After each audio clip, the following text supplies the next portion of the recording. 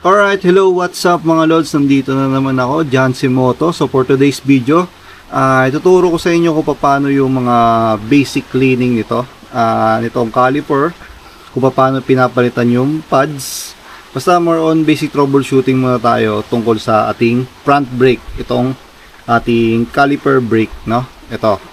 So, kailan nga ba ito nililinis mga lods? So ako, sinasabay ko to kapag ako ay nagpapa-PMS mga lodi, no?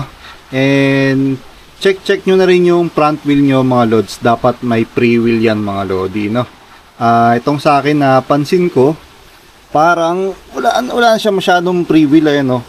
Ayan, may pre-wheel siya konti pero kumikis-kis yung preno, no? Parang pigil yung preno. So tingnan natin kung dahil lang ba sa bago lang o baka may problema na yung ating mga rubber boots dyan sa loob, baka wala na siyang pre-play. Ito rin kasi yung dahilan mga lods kapag pigil yung yung gulong nyo sa harap o wala siyang pre-play o umiipit yung inyong preno. Ang tendency kasi niyan mga lods, lumalakas sa gasolina yung motor nyo mga lodi. Mapapansin niyan, tumataas yung konsumo ng And ayun na nga, kung laging ipit yung preno nyo mga lodi, syempre sobrang init niyan. Tapos palagi kayo nagpapalit ng brake pad nyo, no? Kaya dapat mini-maintenance din natin tong ating brake caliper mga lodi. Yan, dapat mini-maintenance din natin yan. So ano ba yung mga kailangan natin tools? Syempre, i-check nyo muna kung ano yung itsura nung mga bolts nyo. Yan, para alam nyo kung ano yung mga tamang tools na gagamitin nyo, no? Sa akin, ito, socket wrench.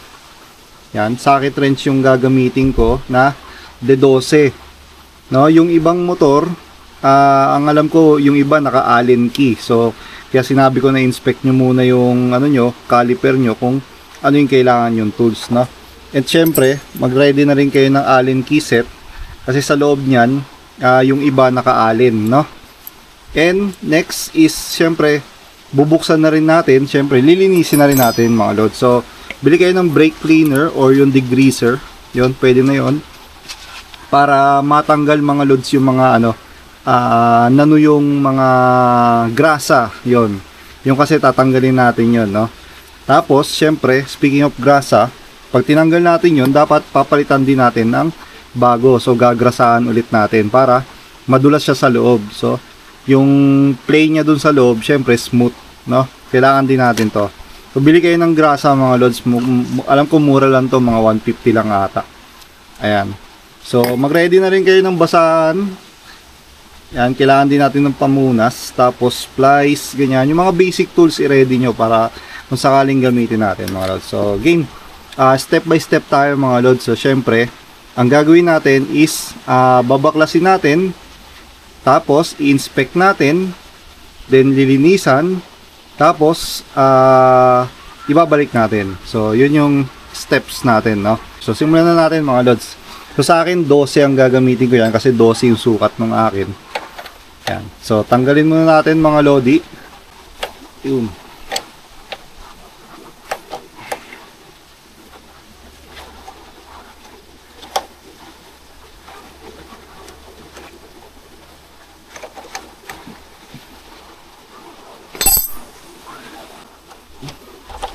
Okay, itabi nyo lang itong mga bolts na to. Tapos, unti-unti nyo siyang hugutin mga lods pag ganun, no? Unti-unti lang, dahan-dahan. So, kung ipit yung preno nyo, so, expect nyo na talaga na medyo matigas yan, no? So, o medyo mahirap siyang hugutin. Kasi ipit nga yung preno eh. So, dahan-dahan lang. So, dahan-dahan nyo lang itulak pa labas mga lods, no? Para, ayun. So after nyan mga lods, ma-inspect nyo na yung inyong brake pad. Ayan.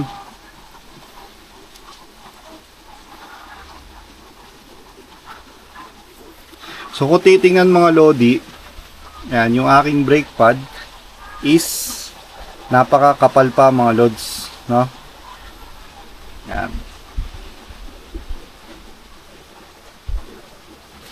So, ang gagawin natin mga lodi, lilinisan natin to. At sa nakakita ko mga lods, wala siyang play. No, dapat nagpi-play to mga lods eh. Ayan o. So dito pa lang dapat may play na yan. Eto kasi dati pina-check ko na to mga lodi. Alam ko pinalitan to ng rubber boots. Ayan, dapat may play ang ganyan mga lodi. Ayan o. So dito wala siyang play mga lodi, no. Ayan o. Hindi siya nagpi-play kaya siguro migpit. So ang gagawin natin mga lodi, tanggalin muna natin to. Ito, Allen key to mga lods eh. Ayan. So sa mga nagtatanong pala, itong motor na nililinisan ko ng brake caliper is a Rouser NS125 mga lods. So kung pares tayo ng motor, sundan nyo lang to. Pero sa iba kasi halos pare-pares lang naman yung caliper, no. Pero may ibang caliper kasi na isa lang yung piston. Ito sa akin kasi dalawa, no. So ayan, so tanggalin muna natin. Gagamit ako ng 5M size 5 na Allen key. Ayun, tanggalin nyo lang to.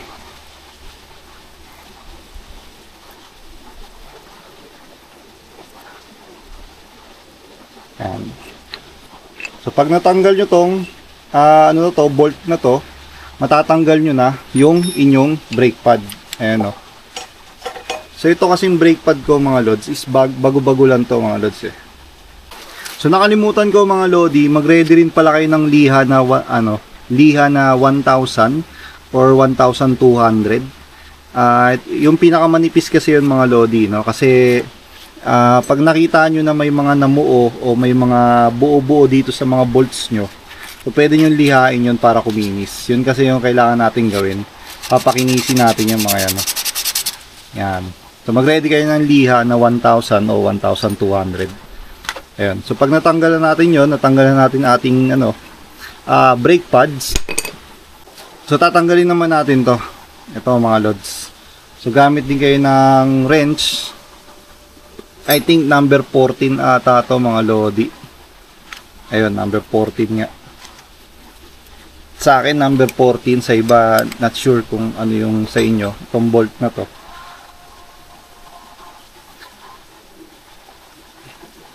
Yan. Tabi nyo lang tong nut. Tong nut. Tapos silain nyo na konti. Yan. Ayun, tatanggal na natin mga lodi. So ito dapat yung nagpi-play dyan mga lods eh. Yan. So sa akin hindi siya nagpi-play mga lodi. Ang dapat magpi-play yan mga lods eh. Ito baka yung rubber natin.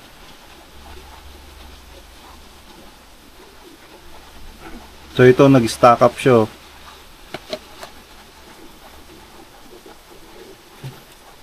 Ayan o. Yun. So ito, kung hindi nyo mahugot to mga lods, pwede nyo hugutin ng plies. Gamit lang kayo ng plies. Kung hindi nyo mahugot tapos unti-unti nyo lang na ikot pa ganon. Yan. Yan. Yan. Hanggang sa mahugot nyo. Ito yung pakikintabi nyo mga lodi. Yan, ito. So pakikintabi nyo to mga lods. Ito. Kung nangalawang na to mga lodi, sa akin hindi naman. Ayan. Kikiskisin nyo to ng liha 1,000. Ayan. Kusin nyo lang yan mga lodi pag nalinisan nyo na. Pero maganda yan. Tanggalin nyo muna yung mga grasa-grasa. No? Yun yung tulong nitong brake cleaner natin o yung degreaser. Mas maganda degreaser din para tanggal. Ayan. Pati ito mga lodi, lilinisan nyo rin to. Ayan. So bubugaan natin yan mamaya mga lods. And then ito mga lods, ito yung pinaka-importante na malinisan nyo mga lodi. Ito, yung loob-loob nyan. It's better kung tatanggalin nyo yung rubber. Ako tatanggalin ko. Dahan-dahan lang kayo ng hila para ayun o. Yan. So ito tinanggal ko mga lods. Hindi yan baliktad na ganyan Ganyan yan Yan. Para bubugaan ko yon. Yun ang kinagandaan dito sa may spray kasi may pressure kasi pag spray eh. So yung loob-loob nun matatanggal natin mga lodi, no? Pati dito. Ito hindi ko na tatanggalin yung rubber. Bubugaan ko na lang. Pero bago kayo mag-start mga lodi, itong piston, itutulak nyo muna ng konti pababa. Pero ako mamaya ako na itutulak kasi, ay, ito pala, nalaglag. So ito, tandaan nyo yung pwesto na ito mga lods, itong bakal dito. Ito yung parang, ano ba, tensioner nya. Ayan. Dito kasi yan mga lodi, oh. Yan. Papatong nyo yan dyan. So tandaan nyo to mga lods, ha. Yan, ito. So, game. Alright mga lods, so linisan na natin itong ating brake caliper. Pero ito, bago natin linisan mga lods, itong dalawang piston. So ipupush muna natin paloob mga lods. Pero bago ko i-push yan paloob, lalagyan ko muna ng ito kahit hindi nyo ito gawin, pero ako gagawin ko. Lalagyan ko lang ng lube, no? Yan, no? Yan, bago ko yan i-push sa loob, lalagyan ko muna siya ng lube. Yan. So, in-sprayan ko lang ng konting lube. Yan. Tapos mga ilang segundo lang, ibabalik ko na rin yun. Yan. So, again, pagkatanggal nyo ng brake pads, pati yung mga, ang tawag dito, basta nakalimutan ko kasi yung tawag dun eh. Yan, yung mga ganito nya. Yan. So, i-push nyo na tong ating, piston mga lodi, no? So para ma-push nyo yan, kung meron kayong C-clamp, mas maganda para unti-unti siya naigpitan habang niikot mo lang, no? Pero kung wala kayong C-clamp katulad ko, kuha kayo ng maliit na patungan mga lods. Ayan, no? Maglagay tayo ng maliit na patungan. Teka. Yan. Tapos kuha lang kayo ng pang-push dito, yung kakasya. Ito sa akin, T-wrench, no? Ayan, kasya kasi siya eh. Ayan, pupush ko lang yan paloob. Ayan, pa ganyan. So, yung sa martilyo, alam ko kasya rin yun eh. O yung mga flat screw, ganyan. So, push nyo lang. So, kailangan din ng konting puwersa mga lodi, no?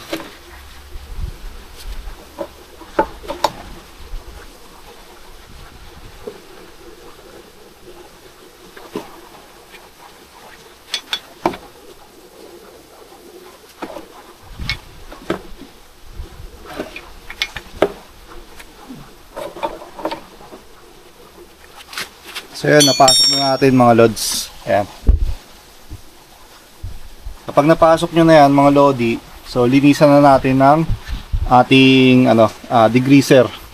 So kung wala kayong degreaser mga lods, pwede naman yung mga sabon like Joy, ganyan. So yun, pwede yun mga lods. Ako kasi bumili na ako ng brake cleaner para tanggal kagad yung mga lodi, yung grasa. Kasi effective talaga yun mga lods. Magkano lang kasi to? Sa Shopee yata 150. Sa mga shop mga 180, ganyan to 200. Yeah. So kung may plastic gloves kayo mga lods, mas maganda gumamit kayo ng plastic gloves. Yan, kasi medyo malamig-lamig to sa kamay mga lodi. Ayan o.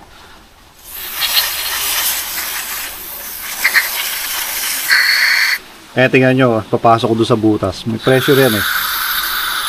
Yan. Nagtatalsika na yung mga dumi sa loob. Yan, tingnan nyo naman, tanggal kaagad yung mga grasa-grasa na natuyo. Yan. Kesa kasi mag-joy ka, punas-punasan mo pa. Ito, sprayan mo lang eh. Tanggal kaagad yan mga lodi. Saka pwede rin to sa disc brake mga lods ha. Ayan o. Sa disc nyo pala. Yan.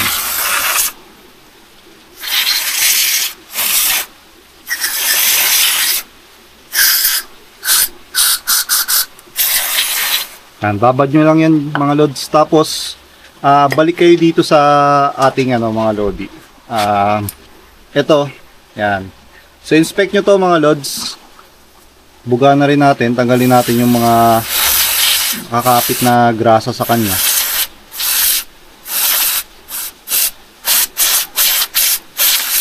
Yun. Okay. Tapos mga lods, kapag kapag hindi siya makinis mga lodi, so anuhan nyo lang ng liha 1000. Eh syempre, punasan nyo muna. Hirap naman magliha ng basa. Yan. So, punasan nyo lang mga lods. Tapos liha. Ayan o. So, panginisin nyo lang yan mga lodi.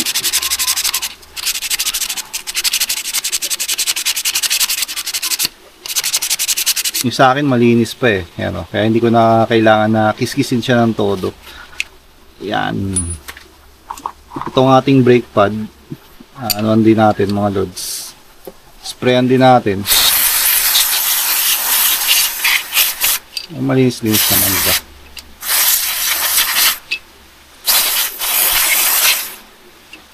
Nabig sa kamay. kaya mas maganda kung meron kayong plastic na gloves eh. Tapos punasan nyo rin. Tapos itong kanyang pad mga lods, mas maganda kiskisin nyo ng konti para matanggal yung mga debris mga lodi. Kasi kumikiskis yan dun sa ano eh, sa disc eh. Yan. Kunti lang naman, pero kung masipag kayo magkiskis, hindi bala kayo.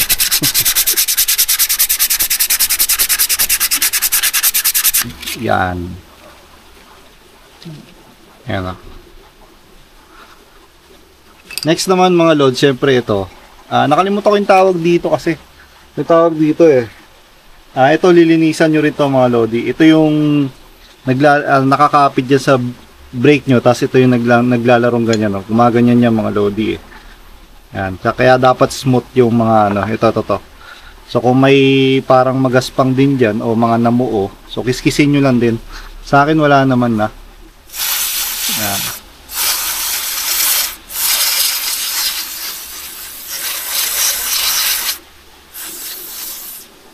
Lamig sa kamay.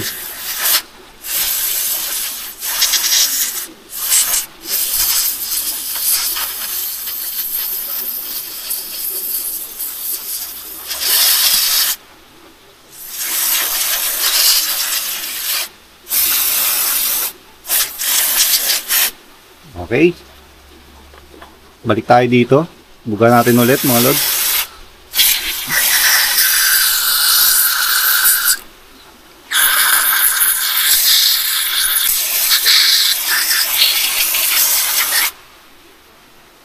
Yan. Itong rubber boots, hindi natin.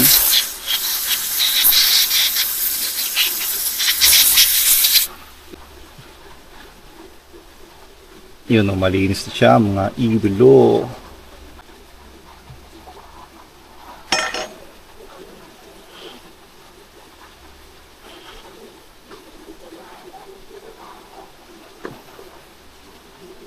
Okay mga lods, so kung nalinisan nyo na lahat yan, nalinisan nyo na. Ang next na gagawin natin ngayon is maglalagay na tayo ng grasa. Ito pinaka-importante dito mga lodi, no? Ang paglalagay ng grasa. So bago yon, ibalik muna natin tong ating rubber boots. Ang pagbalik ng rubber boots, dapat mga lods, itong kanyang pang-lock dito na rubber, dapat may pasok nyo dun sa loob.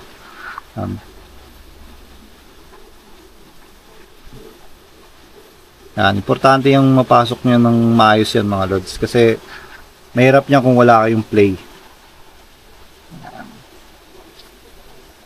Okay. So next naman mga lodi, ito.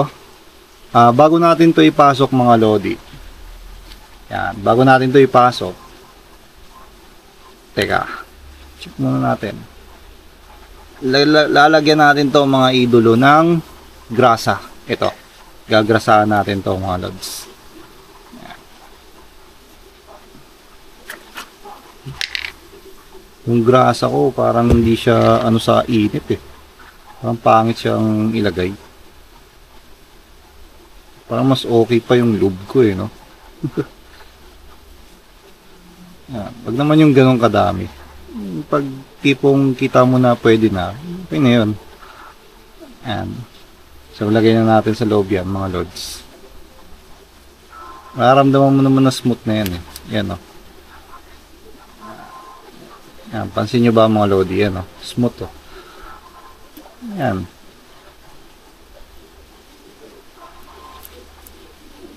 Yan. Next. Lagyan din natin to mga lods. Ito.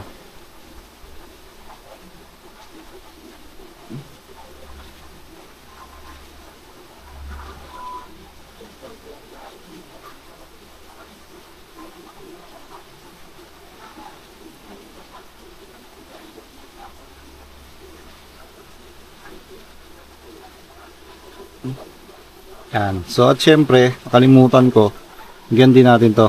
Bila. To. Yan.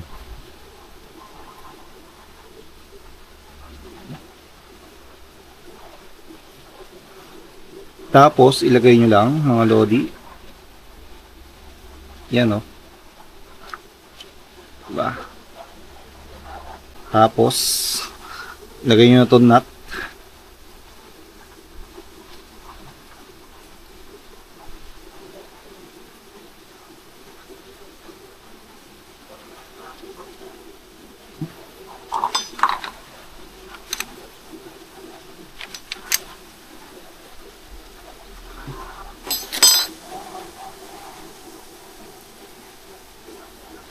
Ayan mga lodi, oh, may play na siya. Ayan, oh.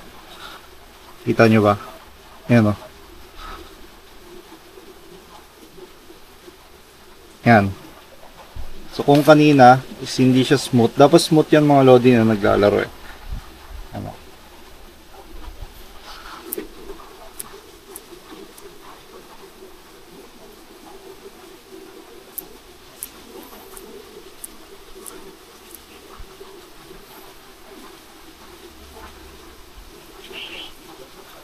Ayan. Next naman mga lods is ilalagay nyo yung bakal kanina. Ito. So, ilalagay nyo yan dito. Huwag nyo kalimutan mga lodi may balik.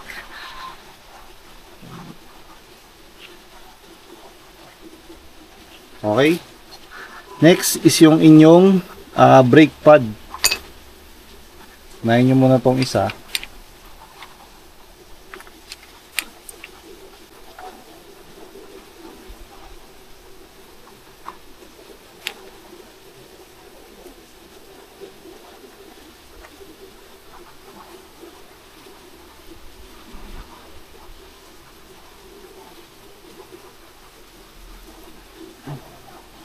So yun, naiporma na natin yung ating ano. Kailangan kasi yung kalawit niya may ilalagay nyo doon. Kasi ito yung nagpupush. Yan. Tapos, balik na natin yung kanyang bolt. Saan na yun? Ayun, tago pa. Ayan natin mga lodi.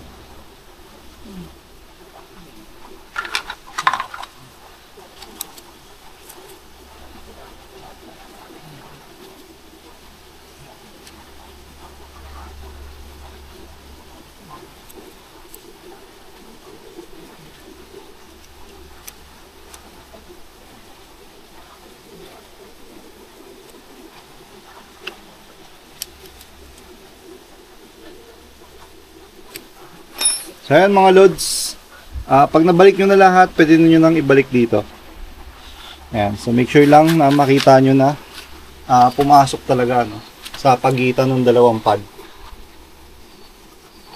Yun. So ito mga lodi, kapag ibabalik na natin tong ating dalawang bolt, higpit kamay lang muna mga lodi. So wag nyo munang higpitan. Make sure lang na naipasok nyo muna dun sa butas yung itong dalawang ano na to.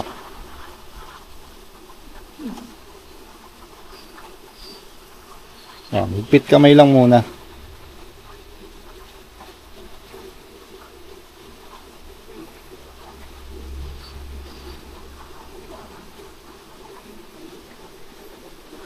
Tsaka nyo siya higpitan mga lodi.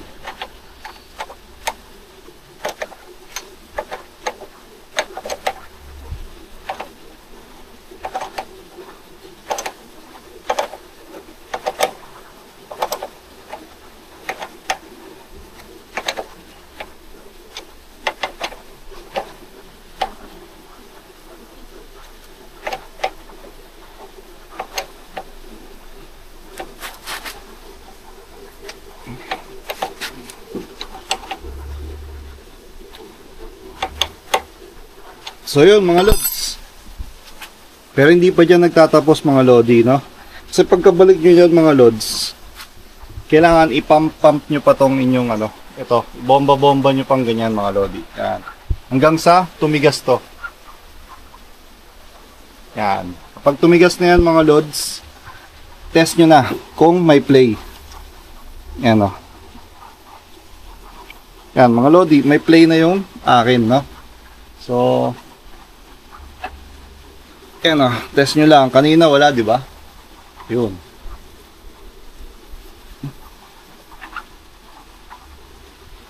Yan o. Yan. So, kailangan, after nyong may balik mga lodi, dapat pinapump nyo to. Itong preno nyo, pinapump nyo. No?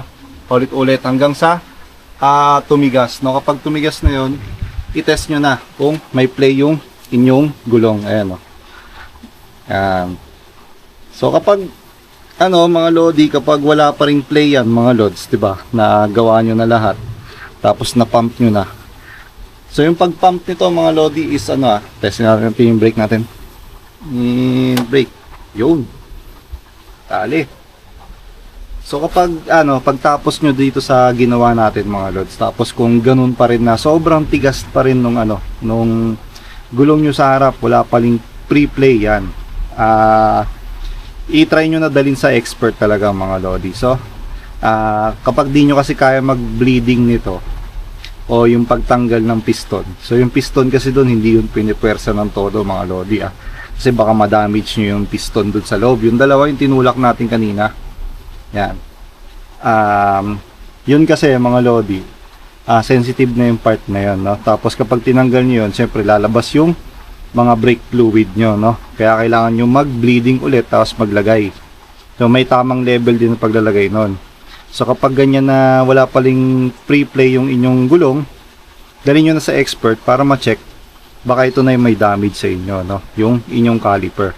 Kapag may damage yan, mas maganda na palitan nyo na kaysa remedyoan lang, kasi pag ito baka biglang mag-lock, baka madisgrasya pa kayo, mga lods, no? So yun lang, mga lods. Ang ginawa natin ngayon is basic troubleshooting ng ang ating caliper. No, lagi nyo tandaan, i-check nyo yung gulong nyo kapag walang pre-play yan. Siyempre, number 1, lalakas sa gasolina. So, yun. Next is, lagi kang magpapalit ng brake pad. And, ayun lang, no? Sana may natutunan kayo dito sa video na to. Sana nakuha nyo yung steps na ginawa ko. So, medyo, hindi nga lang ganun kaganda yung paliwanag ko. Pero sana naintindihan nyo, mga lods. And, at sana nasundan nyo, syempre, no? So yun lang, maraming salamat sa panonood, mga lodi. So pasensya na sa mga hindi ko pa na-replyan dyan. So susunod na tayo mag-shoutout, mga lods. At yun lang, bye bye and peace out.